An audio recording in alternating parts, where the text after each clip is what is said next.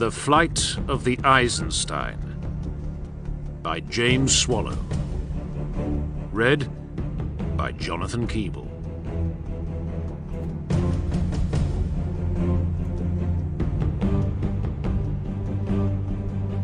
Part 1. The Blinded Star. If the sole trait these Astartes share in common with we mere mortal masses is their bond of brotherhood, then one must dare to ask the question, if that were lost to them, what would they become? Attributed to the Remembrancer, Ignace Carcassy.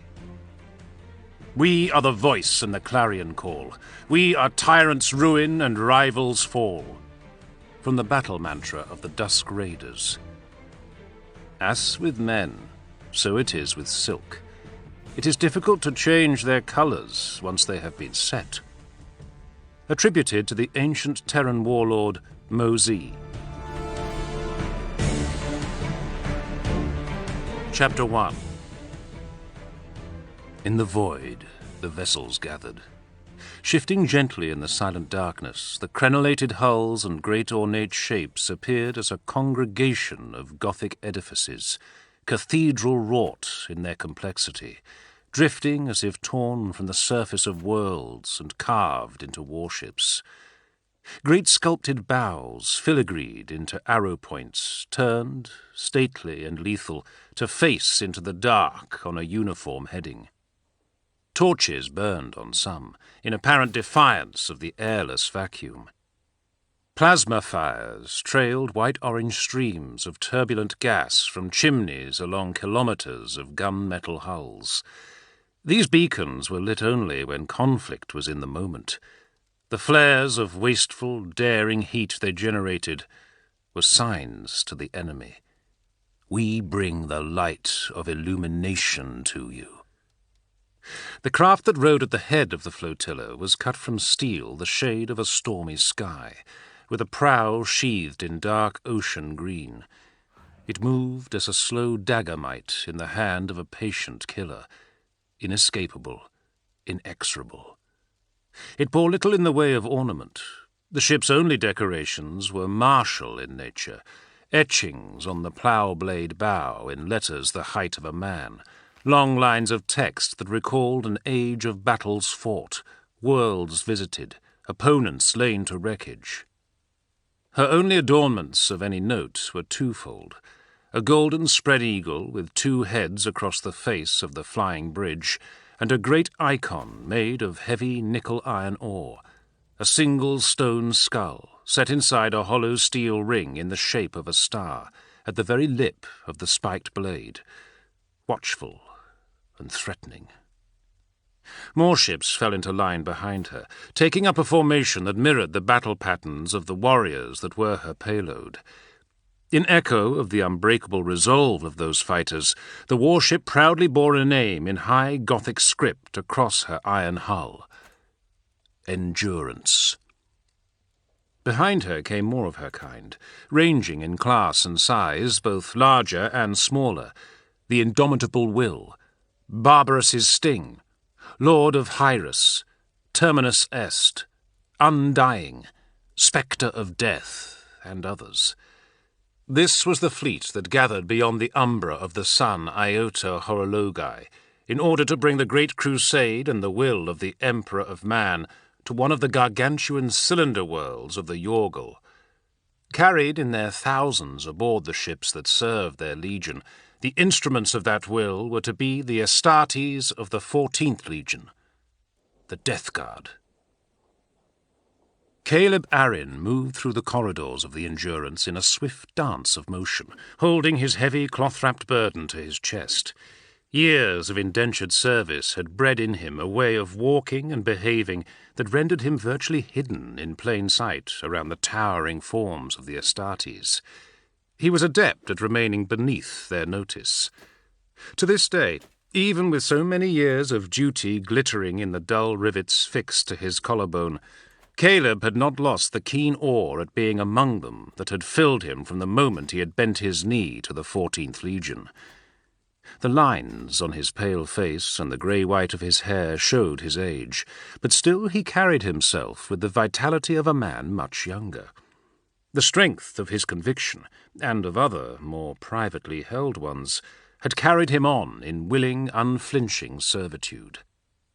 There were few men in the galaxy, he reflected, who could be as content as he was. The truth that never left him was as clear to him now as it had been decades ago, when he had stood beneath a weeping sky of toxic storm clouds and accepted his own limitations, his own failures. Those who continued to strive for what they could never reach, those who punished themselves for falling short of the dizzy heights they would never reach, they were the souls who had no peace in their lives. Caleb was not like them. Caleb understood his place in the scheme of things. He knew where he was supposed to be and what he was supposed to be doing. His place was here, now, not to question, not to strive, only to do. Still, he felt pride at that. What men, he wondered, could hope to walk where he walked, among demigods cut from the flesh of the Emperor himself? The housecarl never ceased to marvel at them. He kept to the edges of the corridors, skirting the broad warriors as they went about their preparations for the engagement.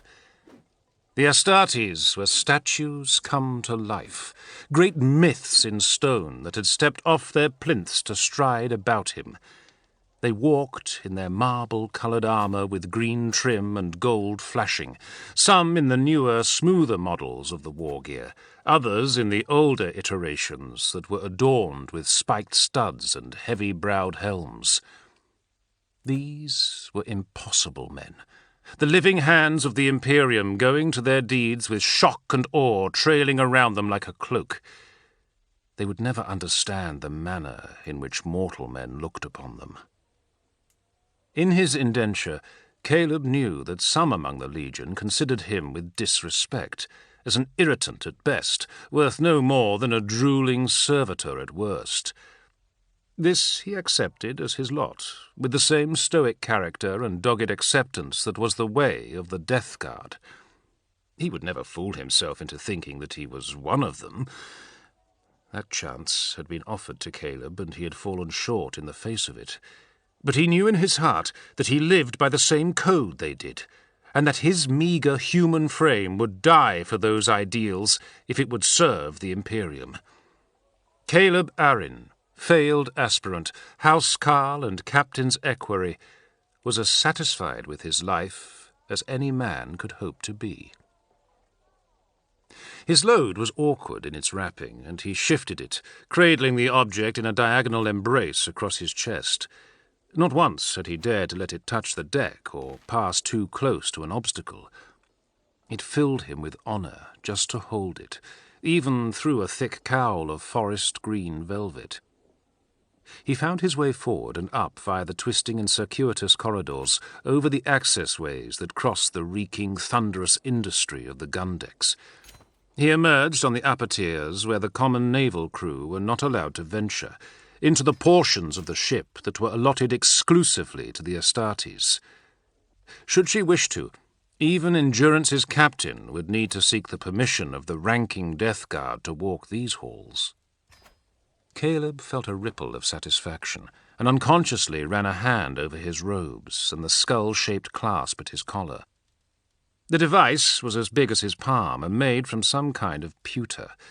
The mechanisms within it were as good as a certified passage paper to the machine eyes and remote scrying systems on the ship. It was, after a fashion, his badge of office. Caleb imagined that the Sigil was as old as the warship, perhaps even as old as the Legion itself. It had been used by hundreds of serfs who had died in service to the same role he now fulfilled, and he imagined it would outlast him as well. Or perhaps not. The old ways were fading, and there were few among the senior battle brothers of the Death Guard who deigned to keep the careworn traditions of the Legion alive. Times, and the Astartes, were changing. Caleb had seen things alter, Thanks to the juvenat treatments that had extended his life and given him a fragment of the longevity of his masters. Forever close to the Astartes, but still held at a distance from them, he had seen the slow shifting of mood. It had begun in the months following the Emperor's decision to retire from the Great Crusade, from the time that he had bestowed the honour of War Master upon the noble Primarch Horus. It continued still, all around him in silent motion, shifting, slow and cold like glacial ice. And in his darker moments, Caleb found himself wondering where the new and emerging way of things would take him and his beloved legion. The housecarl's face soured, and he shook off the sudden attack of melancholy with a grimace. This was not the time to dwell on ephemeral futures and anxious worries of what might come to pass. It was the eve of a battle that would once again enforce humanity's right to stride the stars unfettered and unafraid. As he approached the armory chamber, he glanced out of a reinforced porthole and saw stars. Caleb wondered which one was the Yorgol colony world, and if the Xenos had any inkling of the storm about to break upon them. Nathaniel Garrow raised Libertas to his eyeline and sighted along the length of the blade. The heavy, dense metal of the sword shimmered in the chamber's blue light, a wave of rainbow reflections racing away from him along the edge as he tilted it down. There were no imperfections visible in the crystalline matrix of the monosteel. Garrow didn't look back at his housecarl, where the man waited in a half-bow.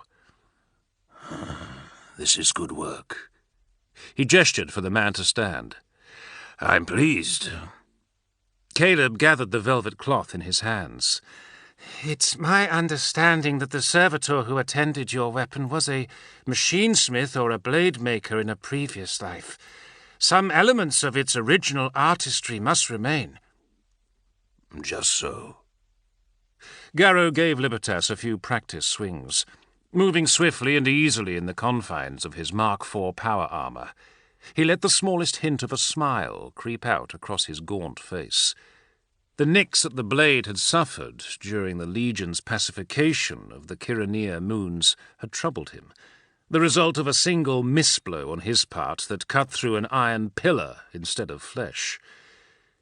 It was good to have his favourite weapon in his hands once more. The substantial mass of the broadsword completed him, and the idea of venturing into combat without it had troubled Garrow on some level. He would not allow himself to voice words like luck and fate, except in mocking humour, and yet, without Libertas in his scabbard, he had to confess he felt somehow less protected. The Astartes caught sight of his own reflection in the polished metal. Old eyes in a face that, despite its oft weary countenance, seemed too young for them. A head, hairless and patterned with pale scars. A patrician aspect, showing its roots from the warrior dynasties of ancient terror, pale-skinned, but without the pallidity of his brother Deathguard, who hailed from cold and lethal Barbarus. Garrow brought the blade up in salute, and slid Libertas back into the scabbard on his belt. He glanced at Caleb. "It predates even me. Did you know that? So I have been told some elements of the weapon were fabricated on old Earth before the Age of Strife." The housecarl nodded. "Then, Master, I would say it is fitting that a Terran-born son wields it now." "All that matters is that it turns in the Emperor's service," Garrow replied, clasping his gauntlets together. Caleb opened his mouth to respond, but then a motion at the chamber door caught his eye, and immediately Garrow's housecarl sank again into an obeisant bow. "Such a fine sword!" came a voice, and the Astartes turned to watch the approach of a pair of his brethren. As the figures came closer, he resisted the urge to smile wryly. "A pity," the speaker continued, "that it cannot be placed in the care of a younger, more vigorous warrior." Garrow eyed the man who had spoken.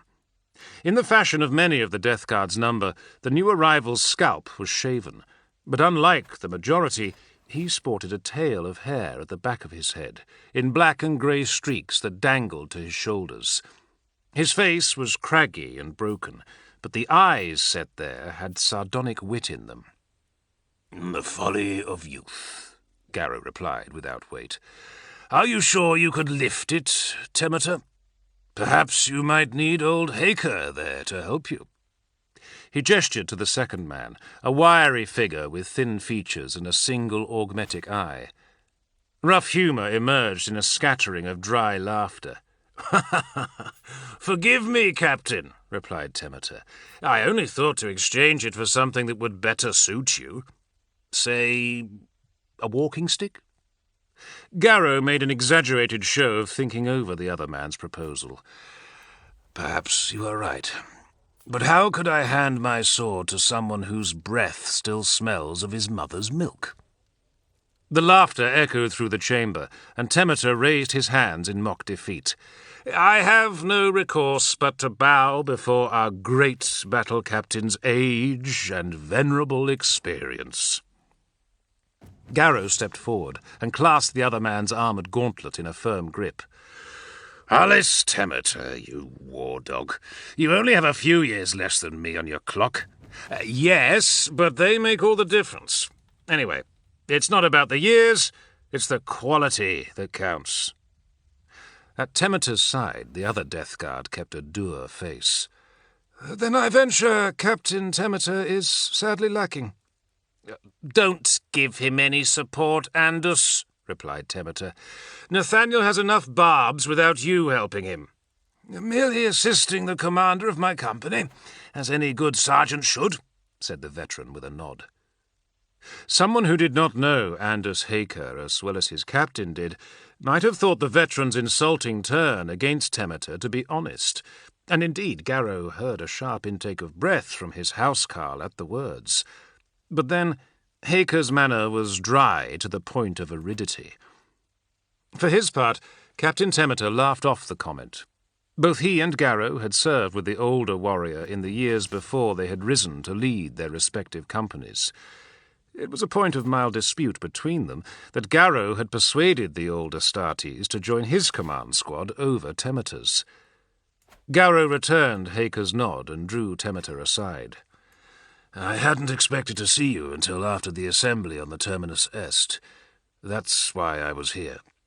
He patted the sword's pommel. "I didn't want to step aboard Typhon's warship without this." Temeter flicked a questioning glance at the housecarl, then smiled slightly.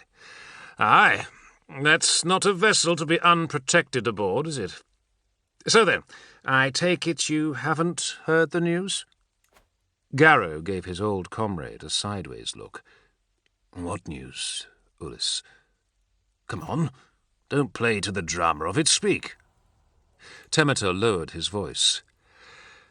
"The esteemed master of the first great company, Captain Callus Typhon, has stepped down from command of the Yorgal assault. Someone else is going to lead us." "Who?" Garrow insisted. "Typhon wouldn't stand down for any Astartes. His pride would never allow it." "You're not wrong," continued Temeter. "He wouldn't stand down for any Astartes." The sudden realization hit Garrow like a wash of ice. "Then you mean—" "The Primarch is here, Nathaniel. Mortarion himself has decided to take part in this engagement. He's brought the timetable forward." "The Primarch?" The words slipped out of Caleb's mouth in a whisper, trepidation and awe in every syllable.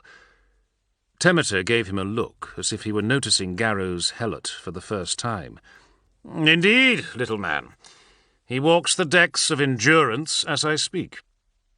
Caleb dropped to his knees and made the sign of the Aquila, his hands visibly trembling. In spite of himself, his master's throat went dry. Until Temeter's announcement, Garrow, like the majority of his legion, had believed that the gaunt leader of the Death Guard was engaged elsewhere, on a mission of some import for the War Master himself. This sudden and secretive arrival left him reeling. To know that Mortarion would ride with them against the Yorgul, he felt a mixture of elation and disquiet. "When are we to assemble?" he asked, finding his voice. Temeter smiled broadly.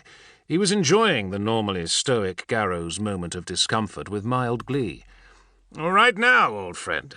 I'm here to summon you to the conclave." He leaned in closer, his words hushed and conspiratorial. "And I should warn you, the Primarch's brought some interesting company with him." The assembly hall was an unremarkable space.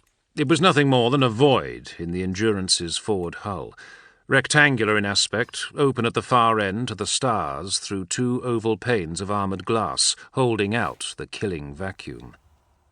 There were louvered shutters, half-closed across the windows, casting patterns of dim white light in bars where the glow from a nearby nebula reached the vessel. The ceiling was an arch, formed from the primary spars of the warship's iron ribcage, where they met and meshed in steel riveted plate. There were no chairs or places where one might rest. There was no use for them. This was not a hall in which lengthy debate and plots would be hatched, but a place where blunt orders would be given, directives made, and battle plans drawn in swift order. The only adornments were a few combat banners hanging down from the metal beams. The room was littered with shadows. Alcoves formed from the spaces between the girder ribs went deep and ink-black. Illumination fell in pools, tuned to the same yellow-white of high sun on Barbarous. In the centre of the chamber, a hololithic tank turned on a lazy axis, a ghostly cube of blue drifting there. Mechanicum adepts ticked and skittered around the disc-shaped projector device below it, moving in orbits around each other, but never straying more than a hand's length away. Perhaps, Garrow mused, they were afraid to venture out among the assembled warriors. The battle captain cast around, taking in the faces of ranking naval officers and designated representatives from all of the starships in the flotilla. Endurance's commander, a whipcord woman with a severe face, caught his eye and gave him a respectful nod. Garrow returned the greeting and moved past her. At his shoulder, Temeter whispered, "Where's Grulgor?" "There," Garrow indicated, with a jut of his chin. "With Typhon." "Ah," Temeter said sagely. "I should not be surprised." The captains of the Death Guard's first and second companies were in close consultation, the murmur of their words pitched low enough so that even the acute senses of another Astartes were not enough to divine their meaning. Garrow saw that Grulgor had noticed their arrival, and, as was his usual manner, he ignored it, despite the lapse in protocol, a failure to greet them represented. "He's never going to be a friend to you, is he?" ventured Temeter, who saw it too. "Not even for a moment." Garrow gave the slightest of shrugs. "Oh, it's not something I dwell on. We don't rise to our ranks because of how well liked we are. This is a crusade we are winning, not a popularity contest." Temeter sniffed. "Speak for yourself. I'm extremely popular." "I have no doubt you believe that." Typhon and Grulgor abruptly disengaged and turned to meet their cohorts as they came closer. The first captain of the Death Guard, master of the Prime Company and right hand of the Primarch, was a formidable sight in his iron-hued Terminator armour. A dark tail of hair spilled over his shoulders, and the man's bearded face was framed by the heavy square hood of the war gear. His helmet nestled in the crook of his arm, a single horn protruding from the brow. Whatever emotions dwelt inside him were well masked, but not so well that the lines of annoyance around his eyes could be completely hidden. "Temeter! Garrow!" Typhon gave both men a level, measuring stare, his voice a low growl. At once the easy air that Temeter had brought with him was gone, evaporating beneath the first captain's piercing gaze. Garrow could only wonder at the anger behind those dark eyes, still smarting at the slight of being usurped from leading the Yorgul attack at the 11th hour.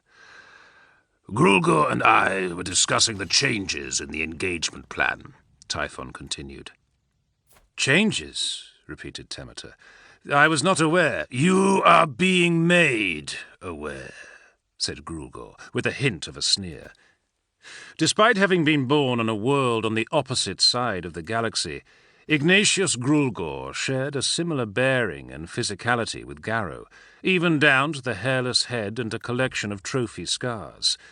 But where Garrow was stoic and metered, Grulgor was forever on the edge of arrogance, snarling instead of speaking, judgmental instead of considering.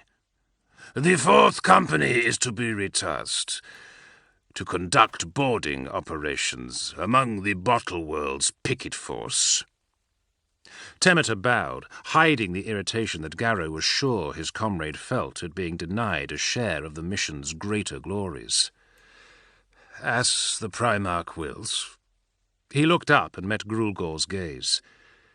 Thank you for preparing me, Captain. Commander! Grulgor spat out the word. You will address me by my rank, Captain Temeter. Temeter frowned. My error, Commander, of course. The traditions sometimes slip my mind when my thoughts are otherwise occupied. Garrow watched Grulgor's jaw harden. Like all of the Legiones Astartes, they had quirks and customs that were unique to them. The Death Guard differed from many of their brother legions in the manner of the command structure and ranking, for instance.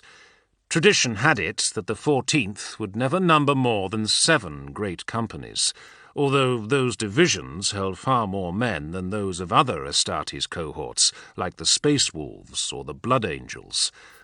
And while many legions had the tradition of giving the honorific of first captain to the commander of the prime company, the Death Guard also held 2 more privileged titles, to be bestowed upon the leaders of the 2nd and 7th companies respectively. Thus, although they held no actual seniority over one another, Grulgor could carry the rank of commander if he so wished, just as Garrow was known as battle captain. It was Garrow's understanding that his particular honorific dated back to the Wars of Unification, to a moment when the mark of distinction had been handed to a 14th officer by the Emperor himself. He was proud to bear it all these centuries later. Our traditions are what make us who we are, Garrow offered quietly. It's right and correct that we hold to them. In moderation, perhaps, Typhon corrected.